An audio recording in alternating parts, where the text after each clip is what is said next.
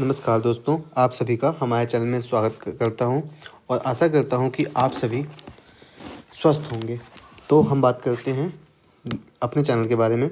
हमारा ऑब्जेक्टिव क्या है? सबसे पहले ये चैनल किस बारे में है? ये चैनल है यूपीएससी, एपीएफसी और अदर गवर्नमेंट एग्ज़ाम जहाँ पर लेबर लॉ उस गवर्नमेंट एग्ज़ाम के सिलेबस का पार्ट होता है। तो हम आपको ब्रीफली बता देते हैं चैनल के बारे में। मे बी अगर आपका ये पहला वीडियो हो तो आप समझ सको कि इसमें हम आपको क्या क्या पढ़ाएंगे। ठीक है, हमारा ऑब्जेक्टिव क्या है?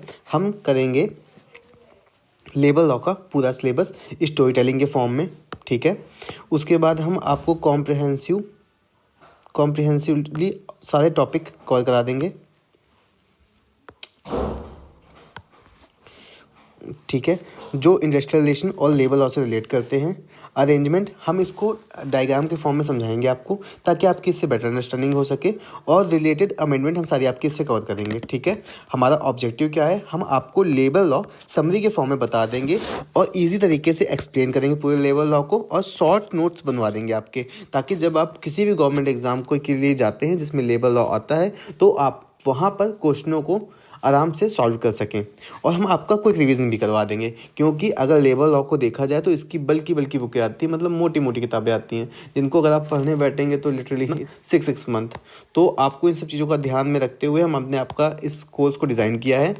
तो हमारा अगर आप यूपीएससी एपीएफसी के लिए, ईएसआईसी के लिए, या यूपीएससी असिस्टेंट लेबर कमिश्नर के लिए, या जो यूपीएससी ईपीएफओ है, अभी देखिए 21 वाला तो हो चुका है, लेकिन उम्मीद करते हैं 22 के एंड या 23 में दोबारा इसकी वैकेंसी आनी है, या उसमें, या किसी अदर गवर्नमेंट एग्जाम के लिए प्रिपेयर कर रहे हैं जिसमें लेबर लॉ सिलेबस का पार्ट होता है, तो हमारे साथ बने रहें और देखते रहें हमारा वीडियो। तो अगर आप इस एग्ज़ामों के लिए प्रिपेयर कर रहे हैं तो please do like, share and subscribe our channel. ये आपके लिए बेनिफिशियरी होगा। ठीक है, तो हम चालू करते हैं हमारी पहली क्लास। आज हम आपको क्या पढ़ाएंगे? Payment of bonus act. ठीक है, आज का हमारा टॉपिक है पेमेंट ऑफ बोनस एक्ट। तो हम चालू करते हैं पेमेंट ऑफ बोनस एक्ट। इसका ऑब्जेक्टिव क्या होता है? ये जो पेमेंट ऑफ बोनस एक्ट आया, इसका बेसिक ऑब्जेक्टिव ये था कि जो लेबर या एम्प्लॉय अपने एम्प्लॉयर पे काम कर रहे हैं उनको कुछ एडिशनल वैल्यू प्रोवाइड करना, in addition to what they receive. ठीक है, मतलब जो उनको ऑर्डिनरी उनके वेजेस मिल रहे थे उसके एडिशन में उनको कुछ और रिसीव दिया जाए। इसका मेन रीज़न क्या था? जो इस एक्ट को लाने का मेन रीज़न क्या था? मेंटेन करना पीस एंड हार्मोनी, किसके बीच में? लेबर और मैनेजमेंट के बीच में, ताकि जो स्ट्राइक होती हैं, घिराव होता है, पिकेटिंग होती है, ये सब चीज़ें बेसिकली ना, जब एम्प्लॉयर और एम्प्लॉय के बीच में डिस्प्यूट आता है ना, तो एम्प्लॉय ये सब चीज़ें करते हैं। ये सब चीज़ें नहीं हो, क्योंकि जब ये सब चीज़ें होती हैं तो बेसिकली जब एम्प्लॉय काम पे नहीं जाएगा, प्रोडक्शन रुक जाएगी, तो फिर एम्प्लॉयर का लॉस होना है, एम्प्लॉय को सैलरी नहीं मिलनी है। तो इसलिए इस एक्ट को बेसिकली लाया गया था। ठीक है, इसमें by allowing the employee to share a prosperity इसमें क्या होता है? एम्प्लॉय शेयर करेगा प्रॉस्पेरिटी, मतलब बोनस मिलेगा तो उस पर भी कुछ पैसा आ जाएगा। और एम्प्लॉयर को क्या मिलेगा? एम्प्लॉयर मिलेगा स्टेबलाइजमेंट। एम्प्लॉयर को मिलेगा स्टेबल एनवायरनमेंट, मतलब कि जहाँ पे स्ट्राइक नहीं होगी, पिकेटिंग नहीं होगी, घिराव नहीं होगा। तो बेसिकली, और जब हार्मनी होगी एम्प्लॉय के बीच में, प्रोडक्शन बढ़ेगा। तो इसलिए बोनस को लाया गया था। ठीक है, ये एक्ट अप्लाई किन पे होता है बात करते हैं। ये एक्ट अप्लाई उन लोगों पे होता है जिन एम्प्लॉय की सैलरी 21,000 रुपये पर मंथ से कम होती है। ठीक है, ये एक्ट कहाँ पे लगता है? जब मतलब स्टेबलाइजमेंट की बात हो रही है, ये एक्ट लगेगा हर फैक्ट्री में, जितनी फैक्ट्रियाँ, सभी फैक्ट्रियों पे एक्ट लगेगा। और एवरी अदर स्टेबलाइजमेंट जिसमें 20 या 20 से ज़्यादा लोग काम कर रहे हैं एनी डे, मतलब of the during accounting year, मतलब उस अकाउंटिंग ईयर में किसी भी दिन साल के, अगर उस ऑर्गेनाइजेशन में 20 से ज़्यादा लोग काम कर रहे हैं तो ये एक्ट उन पे एप्लीकेबल हो जाएगा ड्यूरिंग दैट अकाउंटिंग ईयर। ठीक है, एजी क्या होता है? दिस एप्लीके हाँ। और एक और तरीका है, या तो फिर उसमें हर फैक्ट्री पे लगेगा। दूसरा क्या कहते हैं हम? जिस ऑर्गेनाइजेशन में 20 या 20 से ज़्यादा एम्प्लॉय होंगे any day of the preceding year या अकाउंटिंग ईयर, मतलब कि 20 या 20 से ज़्यादा एम्प्लॉय होंगे पिछले एक साल में किसी भी दिन। ठीक है, और दूसरा तरीका ये होती है एजी, मतलब appropriate government by official gazette. Appropriate government AG होता है, लिख देता हूँ, appropriated government in official gazette, ठीक है, इन ऑफिशियल गैजेट, या AG by OG मतलब appropriated government in by official gazette after 2 month notice to the employer. Employer को 2 एम्प्लॉयर, ये चीज़ थोड़ा याद रखिएगा, जो हम ER लिखे होते हैं इसका मतलब होता है एम्प्लॉयर। ये बेसिकली एब्रिविएशन हम यूज़ कर लेते हैं काफ़ी बार, ER मतलब एम्प्लॉयर, ठीक है। और अगर स्मॉल ई लिखा होता है तो ये होता है एम्प्लॉई, ये है एम्प्लॉई, ये एम्प्लॉयर, ठीक है। जहाँ पर गवर्नमेंट नोटिस दे सकती है एम्प्लॉयर को AG by OG, ठीक है, जहाँ पर 20 से कम लेकिन 10 से ज़्यादा एम्प्लॉई होंगे। अगर ऐसी कोई जगह है तो गवर्नमेंट ऑफिशियल नोटिस दे सकती है, उसके बाद ये 2 महीने बाद एक्ट एप्लीकेबल हो जाता है वहाँ पे। हाँ, और एक चीज़ और, once act apply it will continue even if number of the person fall down then 20। इसका मतलब ये होता है कि अगर एक बार एक्ट लग गया तो चाहे नंबर ऑफ एम्प्लॉय 20 से कम ही क्यों ना हो जाए, ये एक्ट कंटिन्यू रहेगा, ठीक है। Non applicability of the act, employee employed in the LIC हो गया, नबार्ड हो गया, UTI हो गया, IDBI हो गया, SIDBI, ये एक्ट कहाँ कहाँ नहीं लगेगा। नॉन एप्लीकेबल ऑर्गेनाइजेशन की बात हो रही है, जो LIC में काम करता है, नबार्ड में काम करता है, UTI में काम करता है, IDBI में काम करता है, SIDBI में काम करता है। सीमैन और डॉक वर्कर, सीमैन मतलब जो समुद्र एक अलग एक्ट लगता है, सीमैन के लिए अलग है, डॉक वर्कर के लिए अलग है, इंडियन रेड क्रॉस सोसाइटी के लिए अलग एक्ट बना हुआ है, यूनिवर्सिटीज़ के लिए है, अदर स्टेबलाइजमेंट के लिए, NPO के लिए यहाँ पे अलग एक्ट लगता है। तो यहाँ पर इन ऑर्गेनाइजेशंस पे पेमेंट ऑफ बोनस एक्ट नहीं लगेगा, ठीक है। अकाउंटिंग ईयर क्या होता है, corporation accounts closed end balanced, मतलब जिस पीरियड के लिए अकाउंटिंग ईयर को हम 3 तरीके से, एक कॉर्पोरेशन के लिए चेक करेंगे, ठीक है, दूसरा कंपनी के लिए और एनी अदर स्टेबलाइजेशन के लिए, ठीक है। एक कॉर्पोरेशन के लिए अकाउंटिंग ईयर वो होता है जिस पीरियड के लिए उसके अकाउंट्स क्लोज्ड एंड बैलेंस होते हैं, ठीक है। कंपनी के लिए होता है any profit and loss account led by the AGM whether the period year और नॉट, मतलब जिस पीरियड के लिए account profit and loss AGM में प्रेजेंट किए जाते हैं वो पीरियड की बात हो रही है। और एनी अदर केस की अगर बात करते हैं तो 1 अप्रैल टू 31 मार्च, ठीक है, follow or other in consolidation purpose, 1 April से 31 March follow or in other cases the for the consolidation purpose. Allocable surplus क्या होता है 2 सबसेक्शन 4 के हिसाब से, in relation to the company other than banking company 67% of available surplus in accounting year, ठीक है। In case of the company other than a banking company 67% of the available surplus in the accounting year, in other case other than banking company or in case of a banking company 60% of allocable surplus for the accounting year। Employee कौन होता है, employ को हम basically ऐसे बोल देते हैं, employee means a person who is employed for the wages, ठीक है, सैलरी और वेजेस, और उसकी सैलरी 21,000 रुपये से ज़्यादा नहीं है तो हम उसको एम्प्लॉय मान लेते हैं। लेकिन अगर बात करते हैं स्पेसिफिकली तो एम्प्लॉय कितने तरीके के होते हैं हम बात करते हैं। एक होता है स्किल्ड एम्प्लॉय, ये है स्किल्ड एम्प्लॉय, ठीक है। अगर आपको डिफाइन कर दे, वैसे अनस्किल्ड एम्प्लॉय हो गया, मैनुअल एम्प्लॉय हो गया, सुपरविजनरी हो गया, मैनेजेरियल हो गया, एडमिनिस्ट्रेटिव हो गया, टेक्निकल हो गया, क्लर्कियल हो गया, इस तरह के एम्प्लॉय होते हैं। एक्सक्लूड की बात करते हैं, अप्रेंटिस, पार्ट टाइम एम्प्लॉय, ठीक है, working on the fixed hourly are employee. अब एम्प्लॉयर की बात करते हैं, एम्प्लॉयर कौन होता है, इसमें देखो सबसे पहले एम्प्लॉय की बात की, एम्प्लॉय में कौन कौन आता है, स्किल आते, देखो दो, उसमें वो सभी लोग आते हैं जो एम्प्लॉयड किए जाते हैं सैलरी और वेजेस के लिए, और उनकी सैलरी 21,000 रुपये से ज़्यादा नहीं होती है, ये सारे लोग एम्प्लॉय की डेफिनेशन में आते हैं, ठीक है। और इससे हम एक्सक्लूड किन को करते हैं, एक तो अप्रेंटिस को एक्सक्लूड करते हैं एम्प्लॉय की डेफिनेशन से, और दूसरा पार्ट टाइम एम्प्लॉय को जिसको हटाते हैं, और working on the fixed hourly rate basis पे जो काम करते हैं, रेट बेस पे जो काम करते हैं एम्प्लॉय उनको उड़ाते हैं। एम्प्लॉयर कौन होता है? अगर एम्प्लॉयर को देखा जाए, एम्प्लॉयर को ऐसे डिफाइन किया जाता है, owner and occupier of the factory, owner and occupier of the factory, legal representative of the owner occupier factory, manager of the person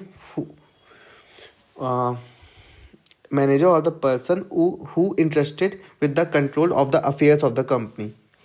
एक हो गया owner occupier, legal representative of the owner occupier, manager और the other person who have the interest of the entire control of the company. ये सारे लोग employ की definition में आते हैं।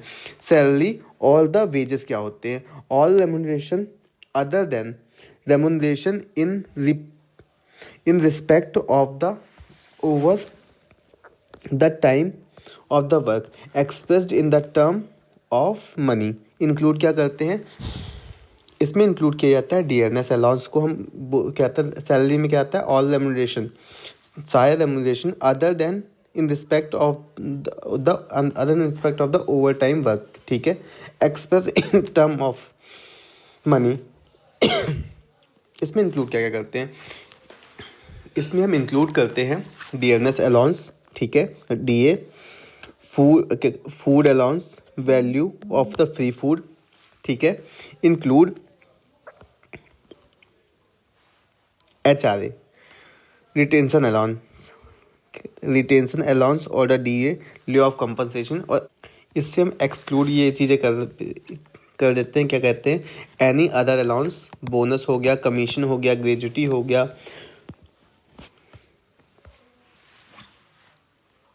Value of the home accommodation हो गया, ठीक है, PF रिटायरमेंट बेनिफिट हो गया, रिट्रेंचमेंट बेनिफिट हो गया, क्या कहते हैं, travelling concession and overtime हो गया। ये सबको एक्सक्लूड करते हैं। कि calculation of the amount payable as a bonus, किस में कौन सा शेड्यूल लगता है? बैंकिंग केस में कौन सा लगता है, अदर केसेस में कौन सा लगता है? बैंकिंग केस में लगेगा पहला शेड्यूल, और जितने भी अदर केसेस आते हैं उसमें लगता है दूसरा शेड्यूल। तो आप सीधे याद कर लीजिए, बैंकिंग में पहला लगेगा, बाकी जो बचे उसमें दूसरा लगना है, ठीक है। बोनस के लिए एलिजिबिलिटी की बात करते हैं, ठीक है। तो एलिजिबिलिटी बोनस के लिए दो चीज़ों का याद रखना है। एम्प्लॉय 30 दिन तक, साल में 30 दिन तक काम किया होना चाहिए उसने, 30 या 30 से ज़्यादा दिन तक काम किया होना चाहिए, ठीक है। और टेम्परेरी सस्पेंड अगर उसको किया जाता है और उसको फिर दोबारा नौकरी पर लग लिया जाता है तो उसको बोनस मिलेगा। डिस्क्वालिफिकेशन किस केसेस पे हो सकती है? एक, या तो उसने फ्रॉड कर रखा हो, ठीक है, राइट्स या वायलेशन किया हो, उसने मतलब लड़ाई झगड़ा कर रहा हो, behaviour on the premises on the establishment of the theft, या तो उसने चोरी वोरी करता हो, चोरी मतलब कि अपने ऑफिस का सामान चुरा लेता हो, या उसने लड़ाई की हो, या वायलेंट बिहेवियर है उसका, ठीक है, गाली गलौज करता हो, ये सब चीज़ें करता हो, फ्रॉड किया हो, इन केसेस पे वो बोनस उसका डिस्क्वालीफाई किया जा सकता है। Payment of bonus, minimum bonus और क्या कहते हैं मैक्सिमम बोनस, इसके सेक्शन जरूर याद कर लीजिएगा। मे बी शायद वह सेक्शन पूछते नहीं है, लेकिन फिर भी मिनिमम बोनस का है 10 सेक्शन और मैक्सिमम बोनस का है 11 सेक्शन। अब बात करते हैं एम्प्लॉय जिसकी एज 15 साल से ज़्यादा है, उसके लिए या तो 8.33%, मतलब कि 8.33% बोनस दिया जाएगा सैलरी का, या 100 rupees, whichever is higher. Minimum bonus इतना मिलेगा, मिनिमम बोनस की लिमिट हम पढ़ रहे हैं, ठीक है। और अगर उसकी एज 15 साल से कम है तो उसको मिनिमम बोनस मिलेगा 8.33, मतलब 8.33, या फिर 60 रुपीज़ के हिसाब से, ठीक है। मैक्सिमम बोनस की अगर हम बात करते हैं, मैक्सिमम बोनस एक एम्प्लॉयर अपने एम्प्लॉय को 20% दे सकता है। ये वेरी इंपॉर्टेंट दोनों पॉइंट है, इसको तो आप हाईलाइट कर लीजिए, मार्क कर लीजिए, या जैसे भी कर लीजिए, इसका रट्टा जरूर बजा दीजिएगा, क्योंकि एग्जाम में के लिए बहुत इंपॉर्टेंट है ये पॉइंट हमारा, ठीक है। अब आता है हम क्या, कैलकुलेशन ऑफ द बोनस, ठीक है, with respect to the certain employee salary exceed than 7,000। अगर किसी एम्प्लॉय के as per payment of bonus act, अगर किसी एम्प्लॉय की सैलरी 7,000 से ज़्यादा होती है तो उसकी बोनस की कैलकुलेशन के लिए उसकी सैलरी को 7,000 कंसीडर किया जाता है, ठीक है। एज पर सेक्शन 13 की बात करते हैं, if employee has not worked all the working days in accounting year, ठीक है, और proportional reduction from his salary as 8.33%। अगर एक एम्प्लॉय अपने ऑर्गेनाइजेशन में साल भर काम नहीं करता तो एम्प्लॉयर उसकी सैलरी से प्रोपोर्शनल डिडक्शन कर सकता है। सेट ऑन और the set of the bonus, मतलब जो उसका बोनस, मान लो किसी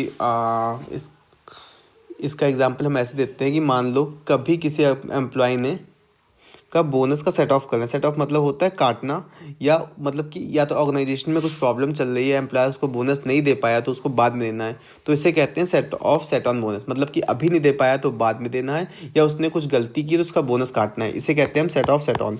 ठीक है, तो सेट ऑन बोनस की बात करते हैं। ये max is subjected to the surplus, allocable surplus का 20% तक ही हो सकता है, और ये 4 सालों तक ही हो सकता है।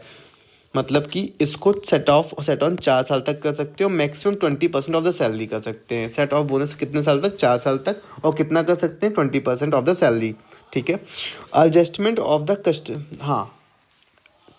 एडजस्टमेंट ऑफ द बोनस, मतलब कि एक एम्प्लॉयर ने एम्प्लॉय को ज़रूरत के टाइम पे बोनस दे दिया है तो वो उसको एडजस्ट कैसे कर सकता है। ठीक है, मतलब एम्प्लॉयर क्या करेगा, मिनिमम बोनस कितना देगा एक एम्प्लॉय को?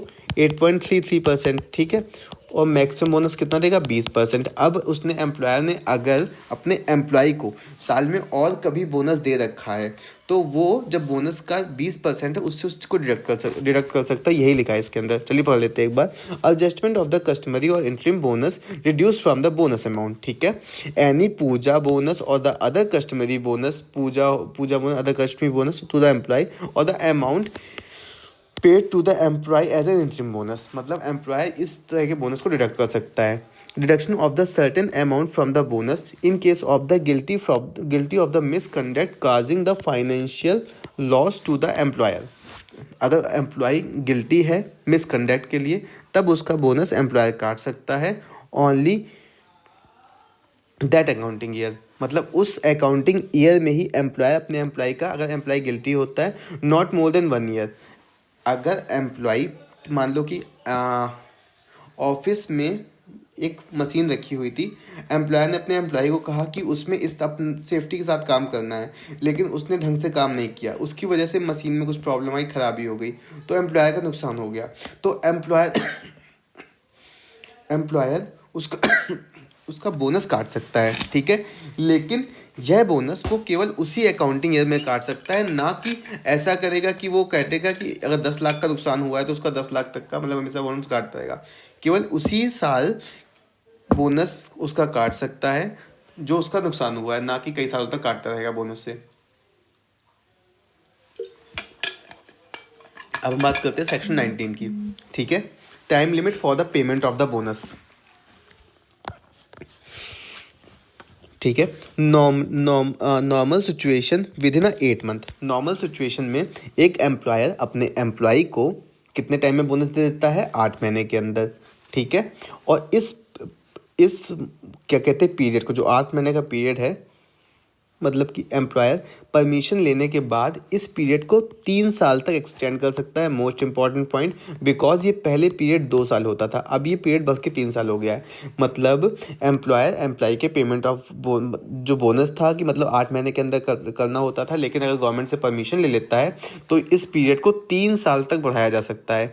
But in case of the dispute, अगर डिस्प्यूट होता है, इस केस में अगर मान लो कोई डिस्प्यूट होता है तो जिस दिन जजमेंट आएगी उसके विदिन 1 मंथ के अंदर एम्प्लॉयर को बोनस का सेटलमेंट करना पड़ेगा for the new establishment as per section 16। ठीक है, not consider as a new establishment, मतलब न्यू स्टेबलाइजमेंट किसको नहीं माना जाएगा, इसकी बात कर रहे हैं। अगर मतलब कि ऑर्गेनाइजेशन का नाम हो चुका है, पहले उसका नाम था राम लिमिटेड, अब श्याम लिमिटेड कर दिया, उसके मैनेजमेंट सेम है, उसके एसेट सेम है, फंडिंग सेम है, इक्विटी सेम है, सब कुछ सेम है, नाम चेंज कर दिया गया है, तो हम इसको नए ऑर्गेनाइजेशन नहीं मानेंगे। लोकेशन चेंज हो गई, पहले वो दिल्ली में थी, मुंबई में चली गई, तो हम उसको नया ऑर्गेनाइजेशन नहीं मानेंगे। मैनेजमेंट में केवल चेंज हो गया उसके, मतलब पहले रमेश था, अब सुरेश आ गया मैनेजमेंट में, तब हम उसको नया ऑर्गेनाइजेशन नहीं मानेंगे। ऑनरशिप में चेंज हुआ है तब भी हम उसको नया ऑर्गेनाइजेशन नहीं मानेंगे। ठीक है, for the first 5 year bonus is payable in respect of the accounting year in which the employer as the profit only, मतलब कि पहले 5 सालों के लिए ऑर्गेनाइजेशन को ये रिलैक्सेशन दिया जाता है कि एम्प्लॉयर को बोनस तभी पे करना पड़ेगा जब वो प्रॉफिट कमा रहा है। For the first 5 year provision of the set of is not applicable. और पहले 5 सालों में जो सेट ऑफ का प्रोविज़न है वो एप्लीकेबल नहीं होगा। पेनल्टी की अगर बात करते हैं तो 6 महीने की जेल और 1,000 रुपये का जुर्माना लगेगा अगर एम्प्लॉयर ने एम्प्लॉय को पेमेंट ऑफ बोनस में गलती की तो अगर आप तो आपका यही था पेमेंट ऑफ बोनस एक्ट हो चुका है कंप्लीट। तो अगर आपको हमारा वीडियो पसंद आया हो और अगर आप किसी भी गवर्नमेंट एग्ज़ाम के लिए प्रिपेयर कर रहे हैं जिसमें लेबर लॉ आता है तो please do like share and subscribe our video. और आगे चल के हम और भी वीडियो डालेंगे जो मतलब कि लाइक अकाउंटिंग या कंप्यूटर की बात कर लें, ये सब भी हम डालेंगे। तो please do like share and subscribe our channel. अगर आप ऐसा करते हैं तो आपके लिए बहुत बेनिफिशियरी होगा। Thank you so much for watching my video and good bye.